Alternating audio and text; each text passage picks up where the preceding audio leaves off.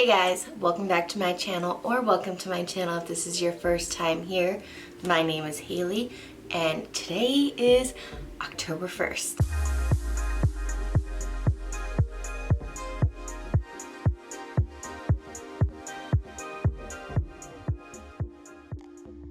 We are starting out strong with my kind of version of 31 Days of Halloween. So this whole thing, I would like to get 31 videos out.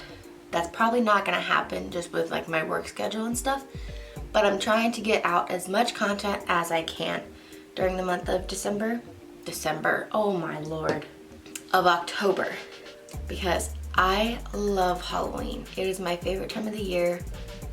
I love scary things. I love all of that. So today I just wanted to do like just a sit down video and just talk about the origin of Halloween, like what stemmed this whole celebration of October 31st and where it originally came from, who started it, how did it get to America, did it start in America, just what's going on with Halloween. Sorry, I'm putting some of my makeup stuff away. It's out of my room. So as everyone knows, Halloween is celebrated October 31st every year. It's on a different day every year. It could be a Wednesday, it could be a Saturday, it could be a Tuesday.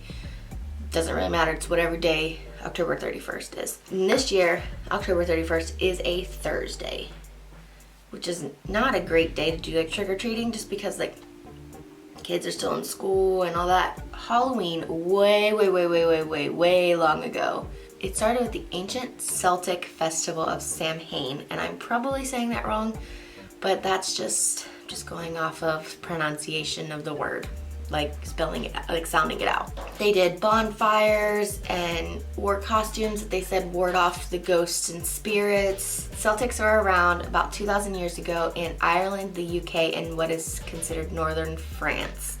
Like those weren't the names of those areas then, but that's like the general area that they lived in. So in their culture, unlike ours, New Year's Day was celebrated November 1st, opposed to our January 1st. November 1st marked the end of summer and the harvest and the beginning of the cold, dark winter is what they called it. The winter months were also considered to be linked with human death for them.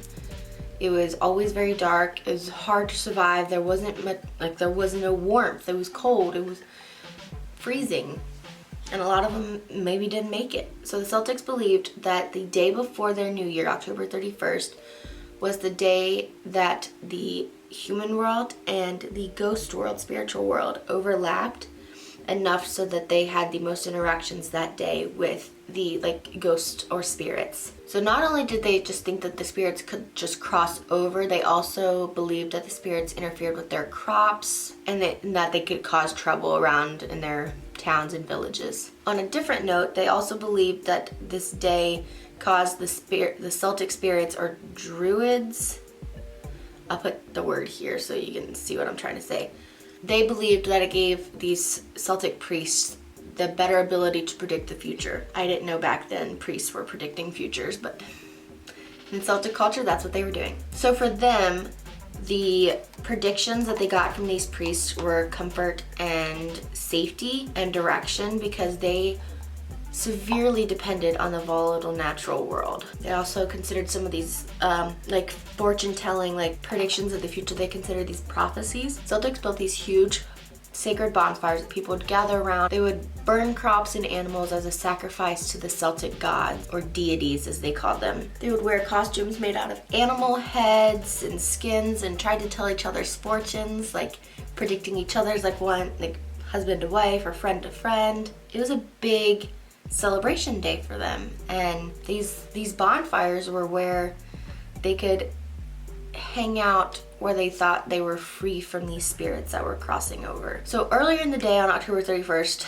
they would all put out like their fireplaces in their homes, and they would leave them out for the day. And at the end of the bonfire, they would take part of the fire from that large bonfire. They'd take it home. They would take it home and they'd put it in their fireplace in their houses because they thought that that was like a good omen for the season. It would bring them growth and just, it would help them survive the cold winter. That's what they believed. So in 43 AD, like I said, this is 2,000 years ago because it's now 2019. So in 43 AD, the Romans invaded. The Romans had control of the Celtic land for about 400 years, I think. And as cultures normally go when they get invaded and someone else takes over, things start to just like intertwine and mesh and create these new traditions. So 2 different Roman holidays kind of mixed with Samhain, I don't know how to pronounce the word. And they created just like a blend of like the Celtic October 31st and November 1st with the Roman holidays. One of the first celebrations that combined with this was the Feralia festival, and it was in late October and it celebrated the dead. So that kind of combined with that whole concept of that on October 31st, the Celtics were able to communicate with the dead because that was when the worlds collided. The second day that combined with the Celtic culture from the Roman culture, it was just known as Pomona Day. I don't know exactly when this day occurred, but it was a day to celebrate the goddess Pomona. She was the Roman goddess of fruits and trees, and people assume that this is where the tradition for bobbing for apples came from because it means she was the goddess of fruits and trees. So it's just kind of just stemming from there, like where all these traditions that we have now, where they came from. So years later, after the Romans have left and just some other traditions have come into place like in other parts of the world. So on May 13th, 1609 AD, right around 1400 years ago, so we're getting a little closer, Pope Boniface IV dedicated the Pantheon in honor of Christian martyrs. So that huge building that's in Rome, this is the building I'm talking about. There was a Catholic feast and an All Martyrs Day was established. So this whole holiday was created just to relish in the Christian martyrs. In the 18th century, so only about like 300 years ago, Pope Gregory III named November 1st, so that original Celtic New Year, he then changed it to All Saints Day to honor the saints, as it would sound. And then October 31st became All Saints Eve, which is getting us closer to the Halloween. All Saints Day had similar traditions to the Festival of Samhain that was back in the Celtic culture. So they did the same kind of things, bonfires and wearing masks and just having parties. That's what it was. It was really just parties. So I know I'm kind of like going back and forth, but back in 1000 AD, so this was about 400 years after Pope Boniface dedicated the Pantheon. The church made November 2nd All Souls Day. And today that is believed to be the church trying to get rid of these Celtic cultures and trying to basically say that they created these traditions and not the Celtics. They're trying to just like discredit the Celtics. And they did this by trying to create a church sanctioned holiday. Again, All Souls Day was similar to this Festival of Samhain with the bonfires and parades and dressing up as like different versions of angels and devils, and it's just really, you could tell that they were trying to copy the Celtics. Back to Pope Gregory III, All Saints Day was also called All Hallows. So that's where like Halloween also gets named All Hallows Eve. And like I said, over time, just these little bits of traditions that came from all these different cultures years and years and years ago slowly formed what we consider Halloween today. So when Halloween finally got to America, it wasn't widely celebrated at first, and that was mainly due to like the Protestant belief system that was set up here in America at first. They really weren't taking to the whole Halloween idea. Halloween was very prevalent in Maryland and southern colonies. That's where it kind of stuck. As time went on here in America and people are settling and the revolution's happening and all this, American traditions and European traditions are starting to blend together. And you can distinctly tell that there is an American Halloween coming out. In the beginning, Halloween was considered like a play party, which I didn't really know what that term meant, but it's just public events to celebrate Halloween. They did everything as a community. They had these huge parties and everyone did things together. They would share stories of the dead and again try to predict each other's fortunes and dance and sing, and just, it was a big party for the whole town. That's what it really was. It was still not the Halloween we have today. It was more just parties. So by the 19th century, fall festivals were more common than Halloween was. It was still not celebrated nationwide, and it was just really hard to adapt here, which surprises me because like my whole life I've known Halloween to be here. It's happened every year on October 31st.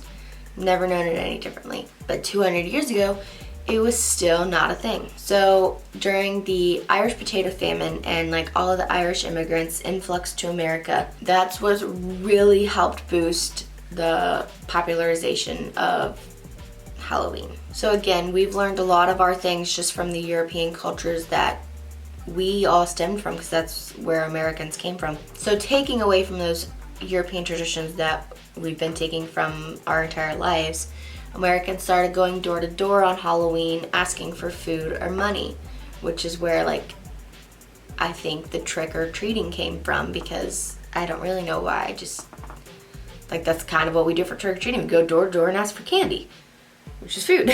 So in the late 1800s, Halloween, like I said, became more about community and just being together as as townspeople and friends and family, rather than like the ghosts and the spirits and blood and pranks and witchcraft. They really wanted to hone in on that community celebration. By this point, Halloween still wasn't what we consider it today. They weren't going out dressing up in costumes and going door to door and running through the streets. That's not what they were doing. So Halloween was more party-wise. Like they would have parties that were for children and adults. Like adults still celebrated Halloween, like truly celebrated Halloween at this point. It wasn't just like it's a little kids thing. You have to be 13 or younger to trick or treat. That's not what it was. It was still big parties that adults could still attend and have fun in. So even in the 1920s and 1930s, Halloween was still a secular, well, it was considered secular by this point, but it was still a community-based holiday. They still had parades and citywide parties and still just wasn't adapting to what we have today. Though during this time, the schools and stores around the town had to deal with vandalism because, like most kids or adults, things get a little rowdy and people try to push the limits, and there was a lot of vandalism during this time. So they ended up turning towards parties being in homes rather than at big, large events around the city. So by the 1950s, a baby boomer season, Halloween is more directed towards children, since there was this influx of children in America, and that was the turning point for Halloween. It became a children's holiday. Between the 1920s and 1950s, trick-or-treating came back again, because they'd done it before with like the going door to door asking for money or food, but that kind of died out. But between the 1920s and 1950s, it came back, and it was an affordable way that the whole community could participate in Halloween, but not really have to like go through all these like party celebrations and spend all these money on the parties, and it's just a great way to keep everyone involved. And they believed, so the term trick-or-treating, they believed that if they gave the kids treats, they wouldn't get tricks played on their houses. And that brings us to Halloween today, which is the second largest commercial holiday, and as you guessed, Christmas is the first. And it is estimated that Halloween has an annual spending about $6 billion. That's a lot of money. So guys, that is where Halloween came from. And if any of these facts are wrong, you can take it up with history.com or history.org or whatever it is, the History Channel's website, because that's where I got a lot of this information from. So if I'm wrong, the History Channel is wrong and they should just quit their jobs. I learned a lot of different things with researching Halloween, because I just kind of thought Halloween was always Halloween. I never really give it much thought past that. It's kind of interesting to see like where Halloween came from and see that it wasn't widely accepted here in America. And it's kind of interesting because I feel like or something like that Americans would jump on, but maybe that's Americans today, maybe not Americans 200-300 years ago. That is day 1 of my 31-ish days of Halloween. So come back tomorrow for another video. I don't remember what I filmed for tomorrow. I already have it filmed, but come back tomorrow for the next video. Hit that like and subscribe down below. As you know, we're just having fun here. Okay, see you tomorrow, guys. Bye.